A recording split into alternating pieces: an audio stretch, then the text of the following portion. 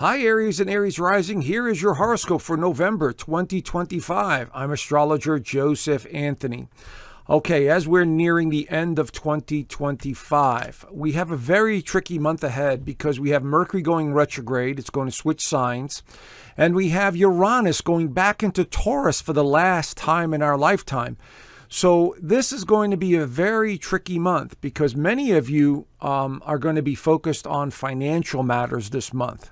And there's a deep psychological transformation that comes with that.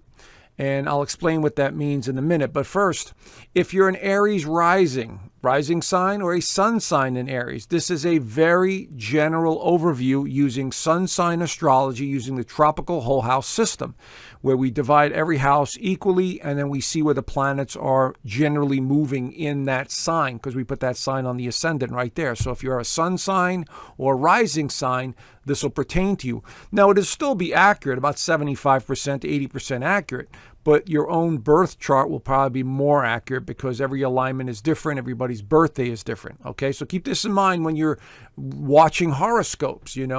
Everyone's chart is different. Everyone's alignments are different. Everyone's birthday is different. Age difference, location difference. So these have to be very general and very basic, but they still will give you an idea of what's going on for the month. Okay, so let's go into it. Let's see, your ruler Mars is in Scorpio and it has been for a while. So a lot of your focus has been on financial matters, investments, making more money, being driven to accomplish more, all of this stuff, because Mars is in a very strong position when it's in Scorpio.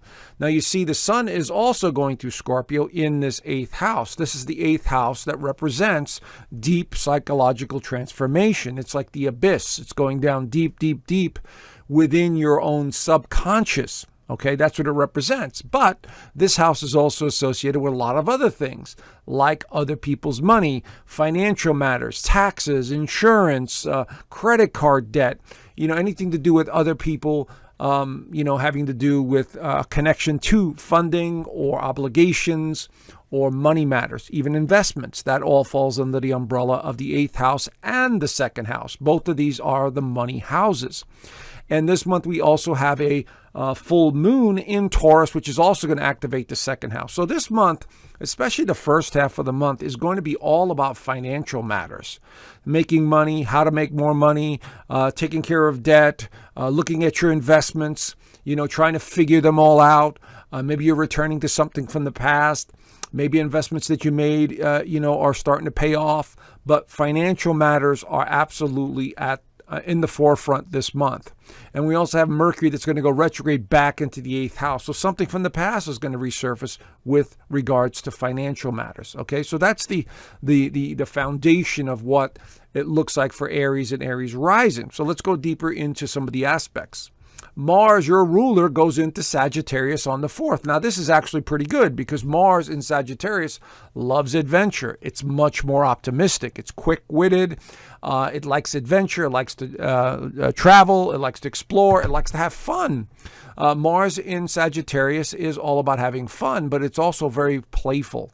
So Mars is going to be in a very playful position for at least the next 4 to 6 weeks, which is absolutely going to be needed because of some of these other heavy aspects coming in. So glad to see Mars going into Sagittarius. So take that short trip, learn something new, have more fun, be more playful as Mars makes its way through this part of your chart in November. So I'd say take advantage of that, okay? Now, there is a tricky part here. When Mars enters, it opposes Uranus right there. So we could have some surprises, surprise thoughts, ideas, a little bit of uncertainty in the mix. But for the most part, you're full of ideas on every level. Conversation, surprise travel, communication with family members or friends that really startle you in some way, that come out of nowhere, like, what the heck was that?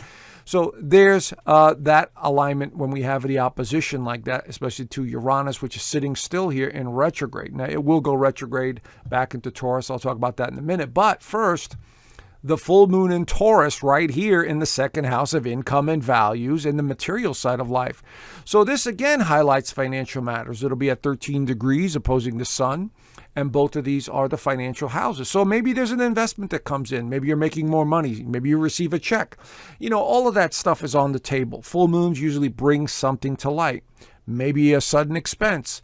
Maybe some sort of surprise money that comes in. I'm just giving you the general overview of what it means to have a full moon in Taurus in the second house. Now, because Taurus is very sensation-oriented and it has a lot to do with our values, you might, again, have some surprises from someone, in what they say, and maybe they want to donate money to you or, whatever.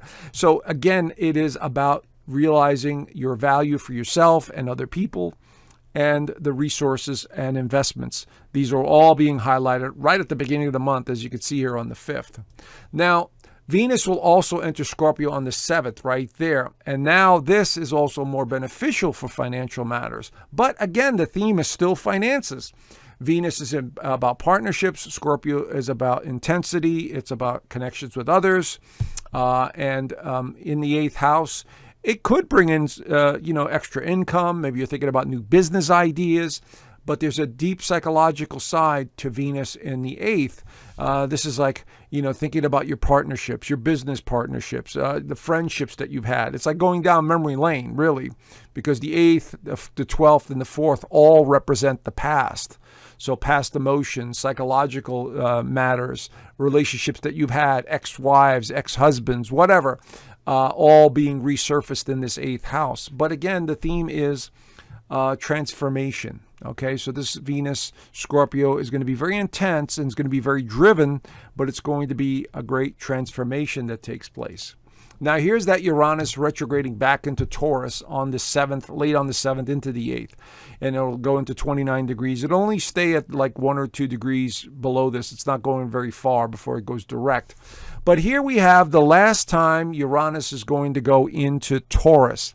And again, it's the second house of income and values. So issues from the past resurface, financial matters, belief systems, your value systems for yourself or your other people resurface. I'm going to say there might be some financial stuff going on in the world. They want to roll out the digital IDs and, all of this digital stuff. Where, you have to have everything digital with your identification and all this other stuff, and it has to do with money matters. And this is what Uranus in Taurus may be implemented worldwide, because it's already being rolled out in many other countries. In the United States, it hasn't completely rolled out, come into the United States yet, but they're hinting big time at this one. But it has to do with financial, changes that are coming. So this could represent society and the changes in society with the financial system. It may not be a personal issue, but how you deal with it, that's a personal issue. Now, Mercury is going to go retrograde around the same time. Mercury goes retrograde in Sagittarius right here. There it is in stationary position, 6 degrees, and it will go backwards. So you could see how this is going to be a very tricky month, as I said at the beginning of the month. But there's more. We will get into Jupiter going retrograde as well. So now we'll have 3 retrogrades, and one is a personal planet, which is Mercury right here in the 9th house. May have you thinking about the past and wanting to go to some place you've been before, or taking a class you always wanted to take, or maybe having an important conversation with somebody that you needed to have years ago. And again, Mercury retrograde is pretty intense when it comes to personal matters. In other words, our mind drifts easily into the past with Mercury retrograde because it's such a personal planet, and it has to do, it rules with our minds. And so we have a lot of energy here that is pulling us into the past in some way, because we have the Sun, we have Venus, we have Jupiter, we have Saturn, we have Neptune. Now we have Mercury, in these sort of past-oriented signs, because water signs are the past. This is all water, water, water. And then we have, Uranus in retrograde. Now we have Mercury in retrograde. So something is taking us deep into the past this month. Okay, that's what I'm going to say here. So with Mercury retrograde, that's going to take us even deeper. Now, fortunately, Mercury will go direct on the 29th, so that'll help us out a lot. Jupiter goes retrograde as well on the 11th, right here in Cancer, the 4th house of home, feeling, and foundation. So over the course of the next couple of months, 3 to 4 months or so, as Jupiter is retrograde in Cancer, you're really going to be reevaluating where you live. Is this where I really want to be? Am I happy in the home I'm at? Is the family dynamics okay? You're going to be questioning all of that, because Jupiter in Cancer retrograde could have us more worried than anything else. And as I said, we've got a lot of water here in the charts. And so this is going to be, it could be an emotional month. It could be an uncertain month, trying to seek security in some way, especially with Jupiter in Cancer. Cancer is very security driven. Mercury goes retrograde back into Scorpio on the 19th right here. There it is. Now it's back into the 8th house. And again, the theme of financial matters is on the table here. Okay, so this is going to be very important, because we also have a new moon in Scorpio around the same time right here. So this could be a new opportunity, something coming in financially, an investment, a new partner, a business partner of some kind. So over the next 2 weeks, look for an opportunity here. Maybe you get a new credit card, because that falls under the 8th house. So whatever it is, something new is coming in the 8th house, but it could be something from the past because of the retrogrades. Okay. So we also have the sun entering Sagittarius on the 21st and 22nd. Now, this lends a lot of optimism to what's going on. So this actually helps. With Mars in Sagittarius and now the sun in Sagittarius, it's like, okay, I know I got to deal with this, but I'll get through it. It'll work out. I'll make it happen. Let me go have some fun. And that's what I would suggest. You have to look at it that way. Okay, so some of these heavy energies are offset by some of this positive sun in Sagittarius energy.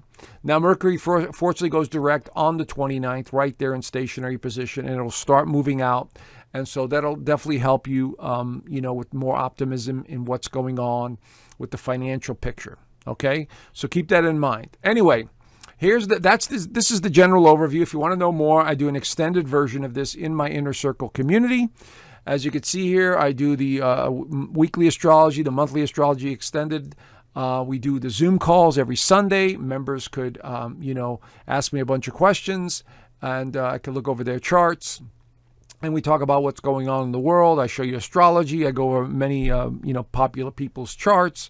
And so we have a great time on Sundays. It's every Sunday in the community. So consider joining. I left a link down below, and I hope to see you there. All right, so have a great month, and I look forward to talking to you soon. Bye for now.